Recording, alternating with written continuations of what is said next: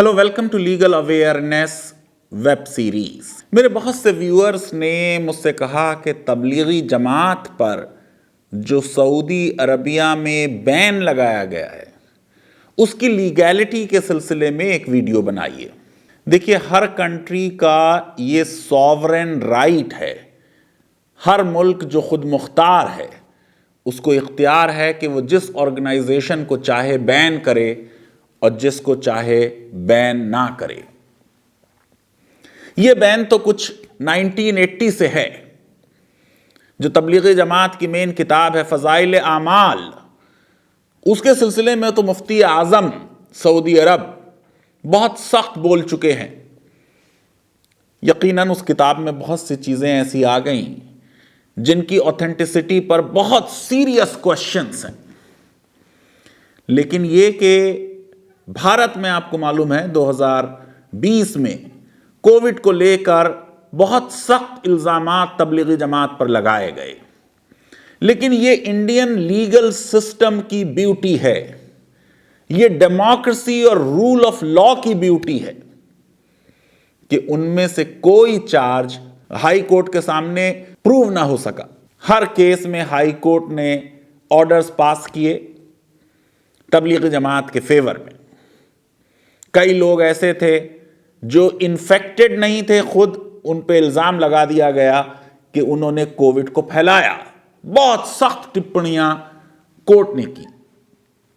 जिस तरीके से तबलीगी जमात के बारे में अखबारात में आया, उसके सिलसिले में सुप्रीम कोर्ट ने भी बहुत सख्त टिप्पणियां की। ये डिफरेंस है किंगशिप और डेमोक्रेसी का। अब जरा सा समझ लीजिए कि जो ट्वीट आया वो minister of Islamic affairs his excellency doctor Abdul Latif अल शेख का ट्वीट है।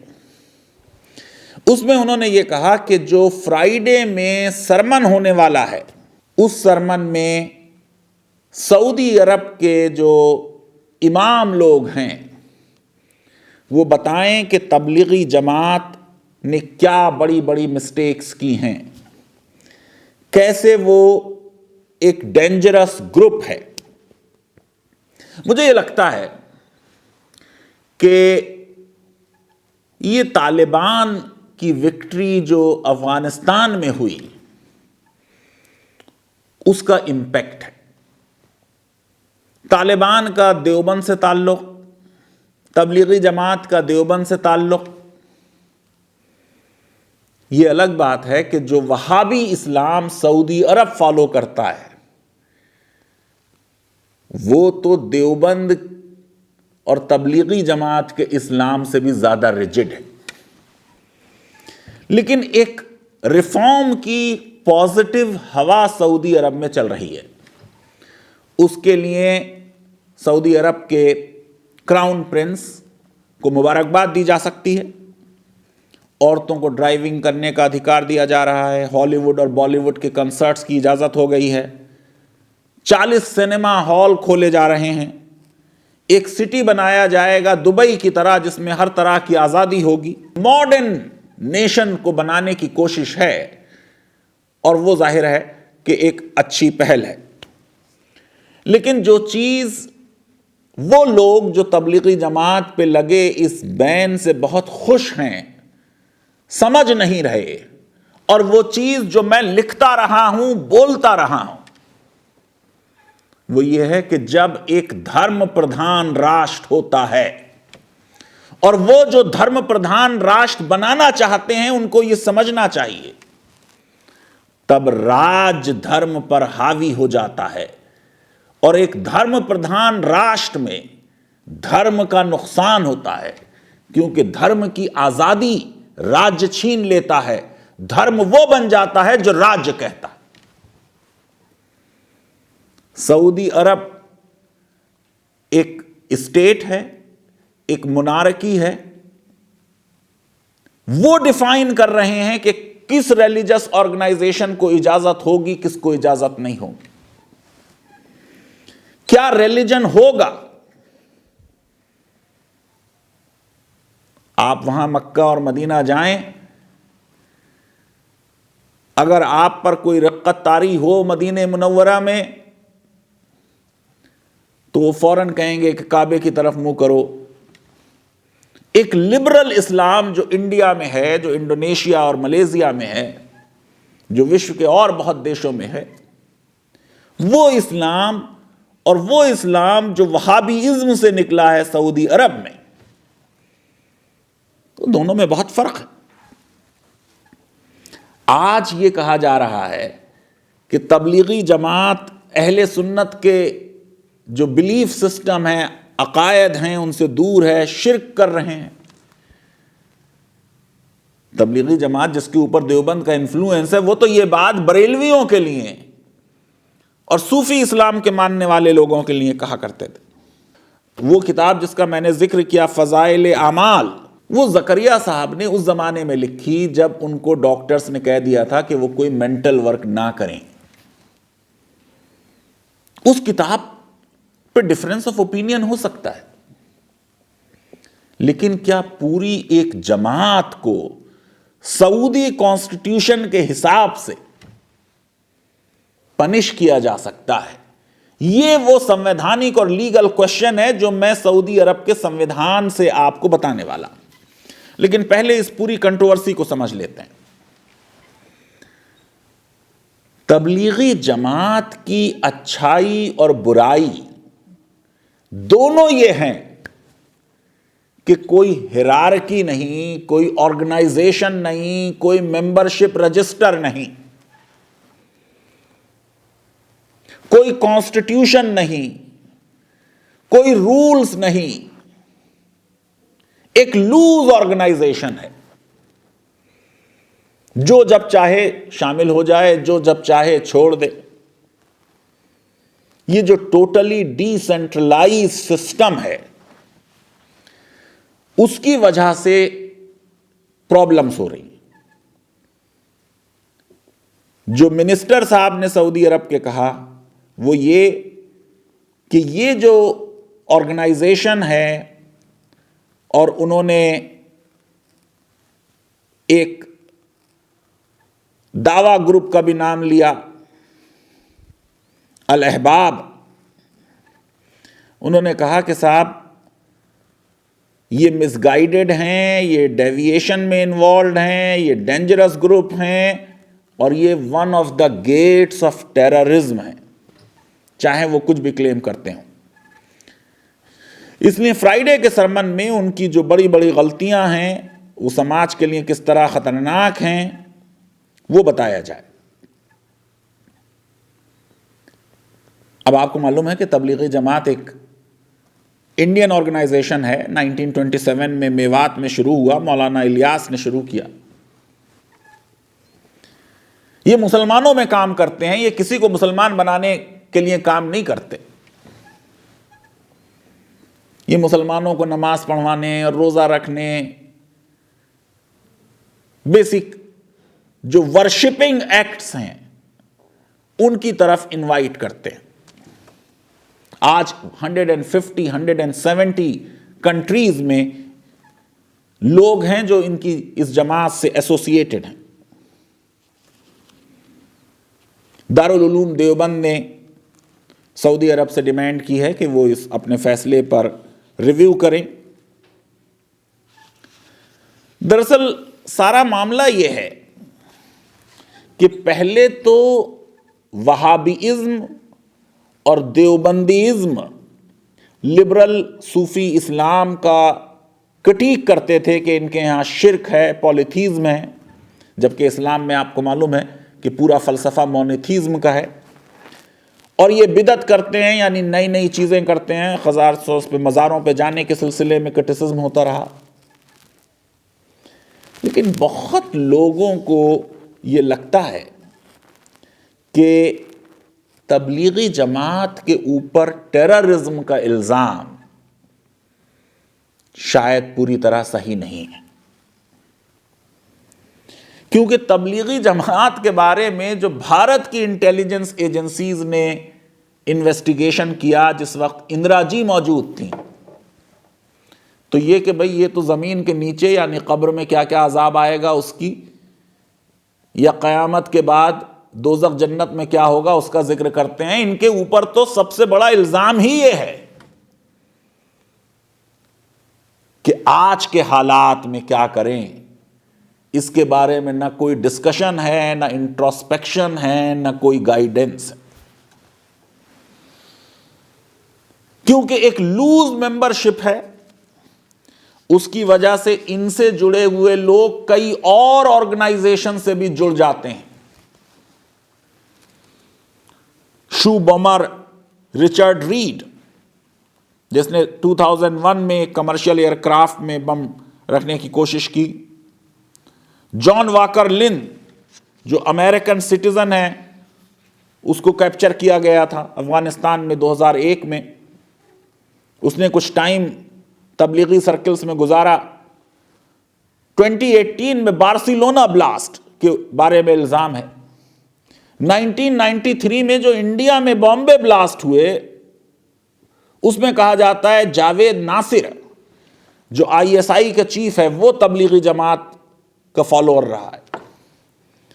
لشکر جنگی، جیش محمد، حرکت الانصار، سپاہ صحابہ، یہ جو اور آرگنائزیشنز ہیں، کچھ ان آرگنائزیشنز کے جو ظاہر ہے کہ ٹیررسٹ آرگنائزیشنز ہیں،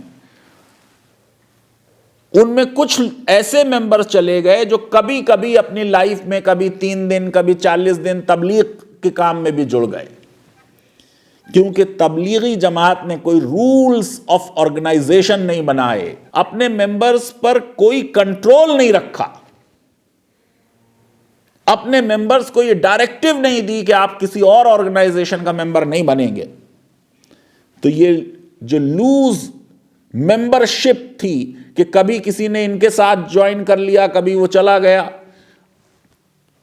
پورا سسٹم یہ ہے کہ مسجد میں یہ لوگ بیٹھتے ہیں، لوگوں کو دین کے بارے میں بتاتے ہیں، اور پھر کہتے ہیں اپنی نماز اور روزہ ٹھیک کرنے کے لیے 3 دن کے لیے، 40 دن کے لیے، 3 مہینے کے لیے، 1 سال کے لیے ہمارے ساتھ چلو، اور پھر کسی دوسرے شہر میں یا دوسرے کنٹری میں اس طریقے سے گھوما کرتے ہیں۔ اب ہو سکتا ہے کسی نے 3 دن ساتھ میں وقت گزارا، اس کے بعد وہ اپنے اور کاموں میں لگ گیا، غلط کاموں میں لگ گیا، ٹیررسٹ آرگنائزیشنز کو جوائن کر لیا، اس کی وجہ سے تبلیغی جماعت کے اوپر اس طریقے کا شک و شبہ ہوا، جس کے نتیجے میں یہ ایکشن سعودی عرب کی طرف سے مجھے لگتا ہے لیا گیا ہے۔ میں یہ سمجھتا ہوں کہ ہم کو یہ جاننے کی کوشش کرنی چاہیے کہ سعودی عرب کا جو کانسٹیٹیوشن ہے وہ لائبلٹی فکس کیسے کرتا ہے۔ 1992 کا کانسٹیٹیوشن ہے، 2005 تک اس میں امینڈمنٹ ہوئے۔ آرٹیکل 1 یہ کہتا ہے کہ kingdom of Saudi Arabia is a sovereign Arab Islamic state. پھر اس میں ایک بڑے یونیک اسٹائل میں کہتے ہیں ریلیجن اسلام ہے، کانسٹیٹیوشن ہولی قرآن اور سنہ ہے، لینگویج عربک ہے، کیپٹل ریاض ہے۔ عام طور سے کانسٹیٹیوشنز اس طریقے سے ڈرافٹ نہیں کیے جاتے۔ پھر نیشنل ہالیڈیز کا ذکر ہے، اس میں 2 ہی ہالیڈے ہیں، پروفٹس برتھ ڈے اس میں ہالیڈے نہیں ہے، اب سننے میں آ رہا ہے کہ شاید اس کو ہالیڈے بنایا جائے گا۔ پھر آرٹیکل 5 میں کہا کہ سسٹم آف گورنمنٹ سعودی عربیہ میں جو ہوگا وہ مونارکیل ہوگا۔ اب یہ کہ کیا اسلام میں اور قرآن میں مونارکیل سسٹم انویسج کیا گیا ہے؟ پورے ملک کا نام جو ہے، وہ جو فاؤنڈر ہیں کنگ عبدالعزیز بن عبد الرحمن ابن سعود، ان کے نام پر ہے، اور ان کی فیملی میں کنگشپ ہے، لیکن اس میں لکھا گیا ہے کہ وہ بیعت ہوگی اور لوگ جو ہیں ان پر اپنی ایلیجینس دیں گے۔ پھر سٹیزنز جو ہیں وہ پلیچ کریں گے ایلیجینس کنگ کو۔ پھر ٹیکسز جو ہوں گے وہ فیئرنس پہ بیسڈ ہوں گے۔ پھر آرٹیکل 23 کہتا ہے state shall protect the Islamic creed and shall cater to the application of Sharia. The state shall enjoin good and forbid evil, and shall undertake the duties of the call to Islam. یہ وہ power ہے اسلام کے بارے میں جو ایک theocracy میں ہوتی ہے اور جس کے نتیجے میں یہ پاور ایکسرسائز کی گئی ہے. پھر کچھ فنڈامنٹل رائٹس کا ذکر ہے، بہت لوزلی ورڈڈ ہیں. آرٹیکل 26 ہے state shall protect human rights in accordance with Islamic sharia. یہ کئی مسلم کنٹریز کی پرابلم ہے کہ وہ human rights, fundamental rights guarantee کرتے ہیں، لیکن جب لکھ دیتے ہیں in accordance with Islamic sharia تو انٹرپریٹیشن کا اسکوپ آ جاتا ہے، ریسٹرکشنز آ جاتی ہیں، لمیٹیشنز آ جاتی ہیں. امپلائر امپلائی کے رائٹس کی بات ہوئی آرٹیکل 28 میں. پبلک ایجوکیشن کی بات ہوئی آرٹیکل 30 میں. اور پھر آرٹیکل 37 میں بات ہوئی کہ صاحب ہاؤس کورسپونڈنس انوائلیبل ہوگی، یعنی ایک طرح کا رائٹ ٹو پرائیویسی کی بات ہو رہی ہے. آرٹیکل 36 میں security of citizens and expatriates کی بات ہو رہی ہے اور کہا جا رہا ہے کسی کا ڈیٹینشن نہیں ہوگا accept under provisions of law. یعنی ایک طریقے سے یہ کچھ پروسیجر اسٹیبلش بائی لا جیسا کلوز ہے، یہ ڈیو پروسیس والا کلوز نہیں ہے. اور پھر آرٹیکل 38 جو میں سمجھتا ہوں یہاں ریلیونٹ ہے کہ کوئی پنشمنٹ کسی کو نہیں دیا جائے گا ایکسپٹ ایکچوئل آفینڈر، یعنی ایک بلینکٹ بین. تبلیغی جماعت کے کچھ لوگ اگر آتنکواد میں انوالو ہیں، ان کو ڈیٹیکٹ کیا جانا چاہیے، ان کے اوپر مقدمہ چلنا چاہیے، ان کو سزائیں ہونی چاہیے. کسی کو بھی رائٹ نہیں ہے کوئی کرائم کرنے کا. اگر تبلیغی جماعت کے لوگ کوئی کرائم کر رہے ہیں تو ان کو اس کی وجہ سے ایگزمپشن نہیں مل سکتا ہے، لیکن ایکچوئل آفینڈر کو سزا دی جائے. یہ کہنا کہ 40 ملین جو لوگ پوری دنیا میں 150 کنٹریز میں تبلیغی جماعت سے جڑے ہیں وہ سب کے سب آتنکواد میں انوالو ہوں گے، یہ تو آرٹیکل 38 کے ورد جائے گی بات. ان میں بہت لوگ بنا پڑھے لکھے ہیں، بہت لوگ بہت سیدھے ہیں، بہت لوگ صرف اس لیے چلے گئے کہ ان کو اللہ کا ڈر تھا، نماز روزہ اپنا ٹھیک کرنے کے لیے چلے گئے. لیکن یہ کہ سعودی عرب کا ایک سوورن رائٹ ہے، ان کو یہ حق ہے کہ وہ جس آرگنائزیشن کو چاہیں بین کریں، جس پہ سے چاہیں بین ہٹا لیں. لیکن میں یہ سمجھتا ہوں کہ اس میں کچھ اور ڈیٹیلز آنی چاہیے. ایک ٹویٹ سے پوری طرح معاملہ صاف نہیں ہوا.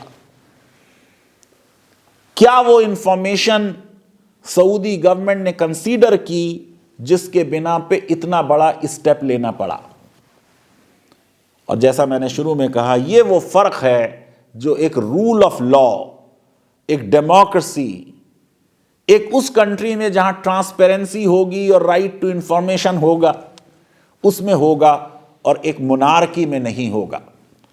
مونارکی میں تو بادشاہ سلامت جو کہہ دیں وہ قانون ہے. میری ٹریننگ کیونکہ لا کی ہے اس لیے ان ٹویٹس میں مجھے بین کا جو اصلی مطلب ہے، پروہیبیشن، وہ نظر نہیں آ رہا ہے.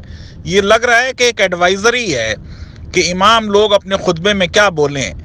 اور یہ بھی دیکھنا ہوگا کہ ایک مذہبی ریاست میں اماموں کو اپنا خطبہ دینے میں بھی آزادی نہیں ہوتی. ویسے پچھلے جمعے میں جو مسجد حرام اور مسجد نبوی میں خطبے ہوئے ان میں منسٹر صاحب نے جو کچھ کہا تھا وہ بات نہیں کہی گئی.